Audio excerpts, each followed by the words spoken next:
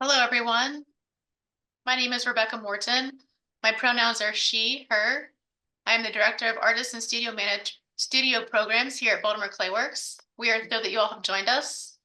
I would like to acknowledge that I am joining from my office, located on Piscataway and Susquehannock land, currently known as Baltimore, Maryland. It is my pleasure to welcome you to our virtual artist talk given today by Annie Braunschweig. Annie is a multidisciplinary artist from Baltimore, Maryland. They graduated from Maryland Institute College of Art in 2021 with a dual degree in painting and humanistic studies, then became involved in ceramics as a visiting student at the Community College of Baltimore County. Annie has previously worked as a studio assistant at the Penland School of Craft and has participated in local and regional exhibitions, including Small Favors at the Clay Studio in Philadelphia. Their current work seeks to connect stylized narratives and ceramic forms. And there are still spots left in Annie's human figure building surface portraits class that starts on March 13th. And for more information about our artist talks, please visit our virtual library at baltimoreclayworks.org. And tune in for our next studio tour on Tuesday, February 25th with long-term resident artist Allie Saunders from 1:30 to 2 p.m. And I will now turn it over to Annie. Yeah, hello. Yeah, not to be like immediately jump to Allie, but you should definitely check out Allie. Allie is really lovely work. But yeah, hello. I'm Annie Braunschweig. I'm the short-term resident artist here. Yeah, and I guess just welcome to my space. As you can see, I'm kind of like working a little bit right now on something that I know sort of looks like a football, but I promise it will eventually become kind of a face. And you can learn about that in my class, which we is going to kind of be all about building stylized portraiture and sort of breaking out of the box of typical academic sculpting and sort of what a figure or what a method should be. But yeah, so that kind of really is a lot of what I make is about. I have been a member of the Clayworks community for a while. I believe I started to intern here about 3 years ago. Definitely two, because 3 feels like a lot. But that was around the time that I had started to get into clay after getting a painting degree. And it really was a wonderful thing for me because I felt like a lot of the creative things or intrinsic things that I had been doing in my artwork kind of privately in sketchbooks or away from like other people could be expressed in a way that I hadn't felt like it could be in painting as a medium, which was my degree. So discovering clay was a really kind of important part of that. And I can't really thank like the folks over at CCBC enough, like Kirsha Kreiner, my aunt as well, Jane Hill, who kind of pushed me to get into it, since those are the people who sort of unlocked that. And then that kind of started me on my journey. And now I am here. So yeah, this is kind of my workspace. This is a really awesome space to have because it's so large. I really kind of have the ability to spread out. And I definitely am a person who spreads out.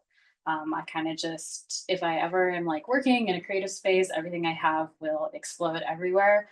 I feel like it is still messy right now, and it definitely is like very, very clean compared to how it was like a week ago. And then I was like, I'm doing a thing, so I have to clean it and make it look presentable. But yeah, I'll stop fidgeting with this for a minute and kind of like get up and shuffle a few things around, I think. But basically, where I am right now is where I pretty much always am. This is just where I work, kind of like my active table.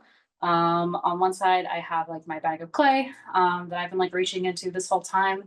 I also have a bucket that's full of reclaim, and I kind of have like down on the floor, I don't know if it can be seen, I have a much larger bucket full of a lot more reclaim, but then I kind of have my active bucket up top that has both kind of acts as reclaim and my slip. So if I ever have like a chunk of clay that I'm not using or it dries out or something, I just always automatically throw it in there.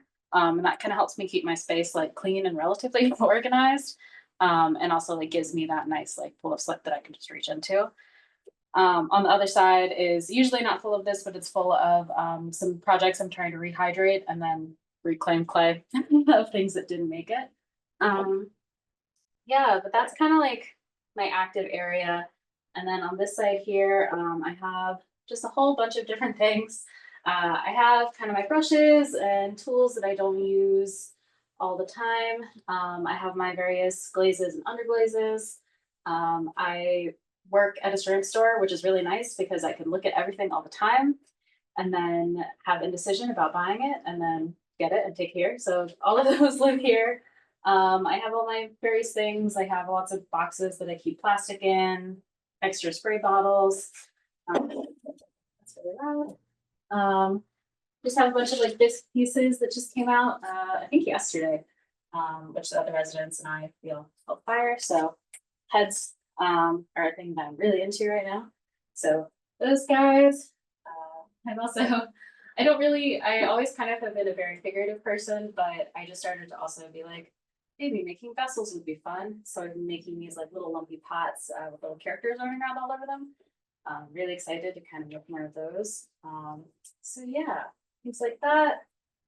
Various things. I have like a couple of, since I do a lot of stuff with underglazing, and kind of putting different things over top of those. I have these, which are just like things I made super quickly and fired, and then slap some color on, and then they can act as kind of guidelines for, when I'm making a piece, all that good stuff. Kind of in that vein, color charts or things. This is something I've been meaning to clear coat for a really long time, but each one of what's on here is like one underglaze. It's written on the side what it is, and then I'll be able to kind of use that to chart what I do more towards here. So yeah, very haphazard hanging system also. If I ever have walls, but I don't right now, and that's fine. But yeah, that's kind of that corner. Just like things that I like will need to reach for. They're always going to be over kind of near my hands, so I can kind of like not have to go scrambling and looking for it. Let's see, and then over here, like I said, I really like to spread out. So I have a lot of different things over here of varying ages. Usually when something is done or it's waiting to be fired, I'll put it over onto this side because then it's out of my way and I kind of don't have to worry about it, bumping it or anything like that. It's a little hard to see, but I have piles of bisqueware. I have some pieces that were finished, just some things that I did that were experimental to like work on really quickly. This is like a bowl that I pinched, like coiled and pinched out super fast. And I decided how it kind of looked, I liked how it kind of looked haphazard like this. So I glazed it and kept it. Bisqueware, experimental things. I guess I will be confident and pick this up, but ooh, I really love to do kind of larger sculpture most of the time. So a lot of what I do is pretty large and solid. And like I said, I do a lot of underglaze applications. This is a mixture of glaze, underglaze, and then also mason stains as a slip. And with that, I've just been directly mixing it with a little bit of naphthenite, and kind of applying it directly onto this and then doing a single fire. But kind of as I go in, I have a few months left of the residency here. I will be experimenting more with those things, but yeah, just things like that, building it out. You see from the bottom here, it's hollow. I build hollow from the beginning. And what's really great about figurative sculpture is that if it cracks, it's okay. And you don't have to be so concerned about those things. But yeah, I'll put this back before I drop it. Yeah. But it's also worth mentioning. I'll talk a little bit about, it's kind of obvious by looking at the work, but there sort of seems to be this one face that always is happening. I kind of make work that's based off of a narrative character. I like to joke that it flirts with self-portraiture, even though it isn't necessarily that. I like having kind of this really quick, easy thing to draw that I can personally imprint a lot of different things on. So like with this, even if it's just a quick drawing, that I'm doing is like a tile idea or a sculpture utilizing the like same face and expression. I just find that to be really easy, not only because it's something that I actually do enjoy like creatively doing, but I can project a lot onto it. And hopefully it's also kind of applicable to others that they can project things onto it too. That's something that I really enjoy about narrative and cartooning and things like that. So yeah, ta-ta. um, so yeah, so it's kind of like, again, I kind of have like these two corners, and then there's my active space. Kind of also tucked off in the corner is my wheel throwing area. Whenever I kind of get that bug, I do know how to throw, and I do find myself doing it sometimes. Let's see. Actually, do you have some of those?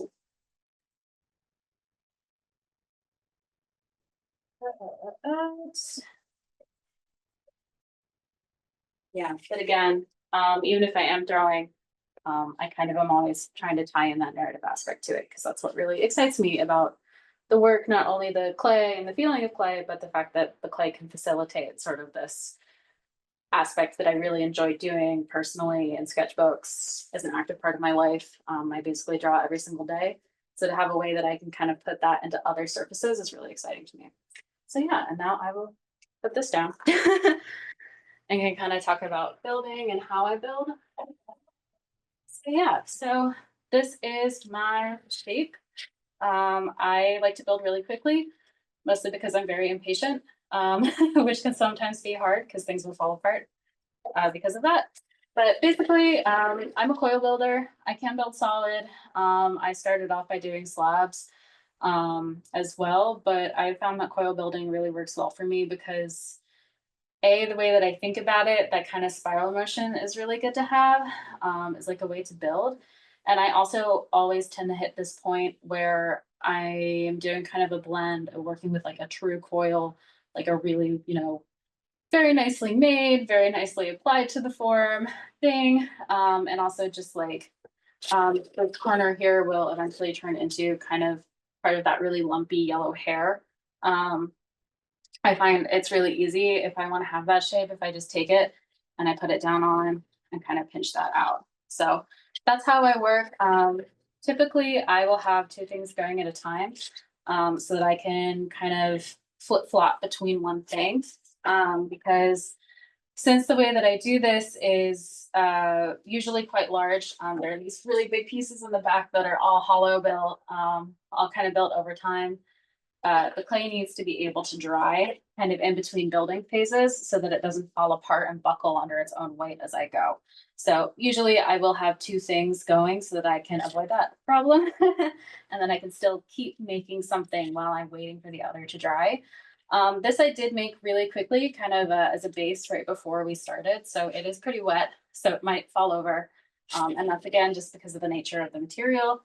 I haven't given it enough time for it to really kind of work itself out and get solidified because I'm so excited and I like to, move forward. And, just because I did this wet for a demo, it's like, that's pretty true to how I am. I'm very impatient and I want things to happen immediately. Especially I think because I'm used to drawing and I can just kind of get all those ideas out really quickly. But instead I'm working like this. So this was made, I literally just rolled a coil on the bottom, built up from that in different shapes. And then as I started to get to kind of the position I wanted to go, I pushed out from inside. I actually, when I was a studio assistant at Penland, it was like my first time, aside from CCBC, taking a ceramic course. And that was like very transformative in kind of how I work and what I do. Because it's really lovely because you get like an entire time of making. But the do. So yeah, I'll basically just find these portions and work as I go. Again, since I'm working in a cartoon way, I don't have to worry about some things about the figure. I can just sort of make this like very round, kind of almost childlike shape and then play with that. But if I were, making something that was more realistic, I would kind of make the technique relate to that. I will say that the one thing about coil building is that you have to have a very specific idea in your head of what you're going for. Because if typically I'm letting it dry and then coming back to it and then letting it dry and then like adding a couple more layers, it's like almost like sand art, I think, like when people will pour sand in and they'll like be adding everything, you have to know every step of the way what you're going for. So that's something you definitely have to be mindful of when you work like this. I lost my tool. That always happens. I'll be like, where did it go? But basically, what I have built out very quickly is what my face typically is like. If you can see sort of a bit, it has this overarch and it's coming in on the shape. And then I have this here. Typically, if I were working normally, this would have been built up at the same time. So like it would be still raised in the back here and those would be meeting. But basically, I like to get out to the point that I have. As you can see, I kind of like the unblended look. That's also something why I've been making vessels lately. I really enjoy them kind of having this evident mark. That's something I enjoy in my texture as well. But basically, the way that I make a face for my character is pretty simple. I just draw it on. So let's see if I can do this at an angle, but typically it's going to be something simple as like a 1-2. A little lopsided. Let's see. That. I can mark a nose, I can mark a mouth, and all of a sudden it has a personality.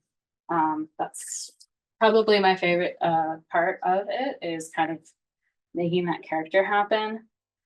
And then once that happens, I just kind of keep going and building things out. As you can see, I'm putting more on the side. I'm just kind of pinching it down, and that is helping me support what's already here and then kind of push out and give it more form. And then eventually, once I get to a point like this, since it's hollow, I can reach inside. I'll push things out to give it a little bit more shape. I'm doing this sideways, so hopefully it doesn't look too insane. Push things out. If I want to have a nose, that's very easy to do with a hollow built form. You can just push out the shape that you want, push out the chin, do things like that. So once you kind of have the bones almost, then you can go in and start to add things in other ways. Which again is something I really enjoy because it's a way to make things happen very quickly. Like I said, kind of flopping over here because it's so wet and because I didn't put anything on the backside to kind of help support it. So hopefully we can save it. Let's see.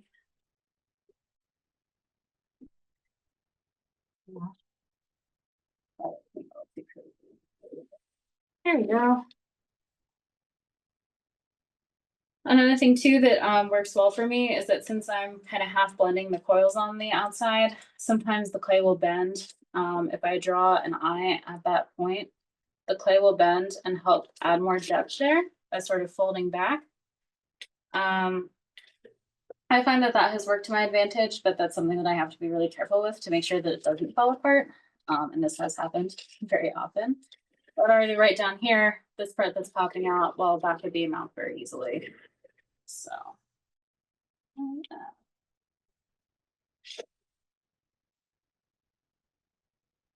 Just making that a little bit more of an intentional sort of thing going on.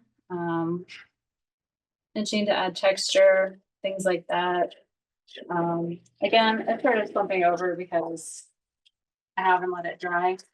Usually it's like a 1-2 situation, but yeah, because of that, it just is feels comfortable, it feels good for me. You know, and I guess it would be good. I do have a piece that I will jump up and get. Ooh, no, wiggle that guy back. Let's see, just to like kind of talk about the variability that can happen with various techniques.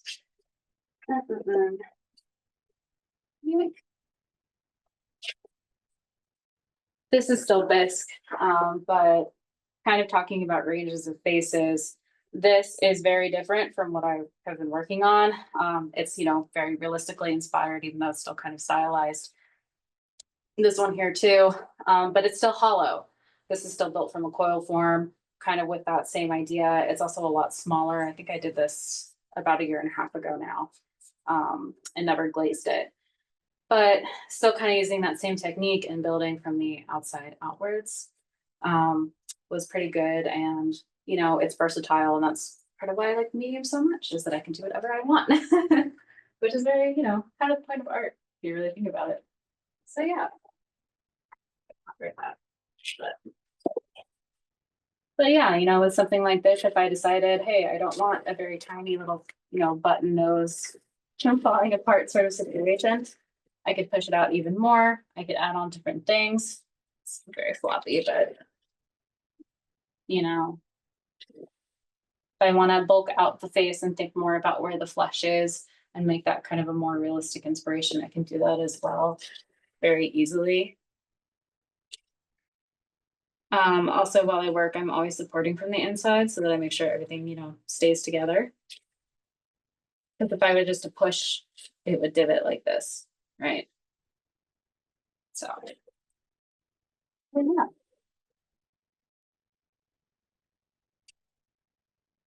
What I'm doing right now is just smoothing everything out and making it look, all together and a little less crazy. Smoothing where I want it to be smooth.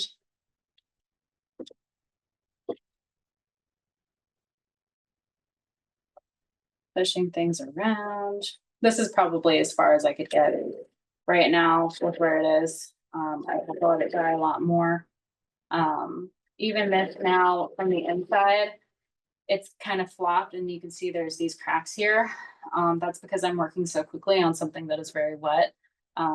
Ideally, I would have something else and I would, get up, put it under the fan, come back, have my other thing ready and waiting, work on that, get up, put it under the fan, come back, have that other thing ready and waiting. But I did not have time to prepare that today. But, that's nice too, though, because you can sort of take a break from what you were doing and switch gears really quickly.